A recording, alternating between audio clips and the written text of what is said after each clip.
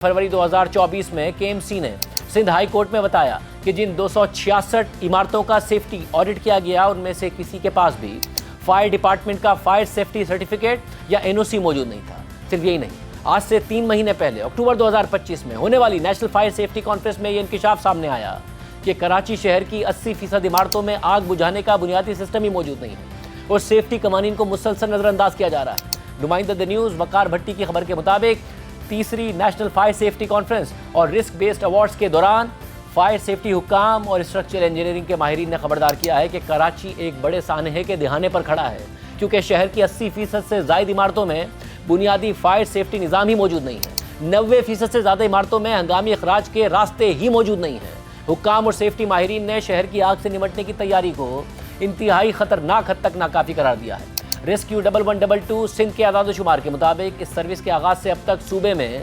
2728 आग लगने के वाक़यात हुए।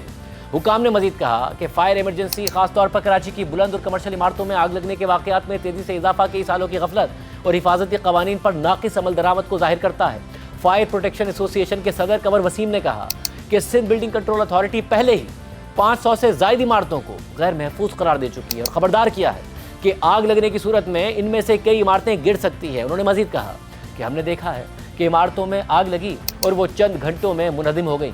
अगर हिफाजती कवानीन को नज़रअंदाज किया जाता रहा तो जानी नुकसान में बहुत इजाफा हो जाएगा। उन्होंने ये भी निशानदेही की कि कराची में तकरीबन 80% आग के वाक़यात नाकिस वायरिंग की वजह से होते हैं, जबकि गैस सिलेंडर्स फटने के वाक़यात तेज़ी से बढ़ रहे हैं। फायर प्रोटेक्शन एसोसिएशन के सदर के मुताबिक मसला आग बुझाने का नहीं बल्कि आग से बचाव का है, लिहाजा सिर्फ वायरिंग दुरुस्त करने से ही ज़्यादातर आग लगने के वाक़यात रोके जा सकते हैं। खबर के मुताबिक रेस्क्यू 1122 के सीईओ डॉक्टर आबिद जलाल ने कहा कि कराची में आग लगने के वाक़यात तशवीशनाक हद तक बढ़ गए हैं। नवंबर 2024 से अक्टूबर 2025 तक शहर में आग लगने के 1700 से ज़ायद हंगामी वाक़यात रिपोर्ट हो चुके हैं, जिनमें ज़्यादातर शॉर्ट सर्किट और नाकिस वायरिंग की वजह से हुए। फायर सेफ्टी कॉन्फ्रेंस में कराची के chief fire officer Humayun Khan ने कहा कि शहर का फायर फाइटिंग का ढांचा पुराना और नाकाफ़ी है।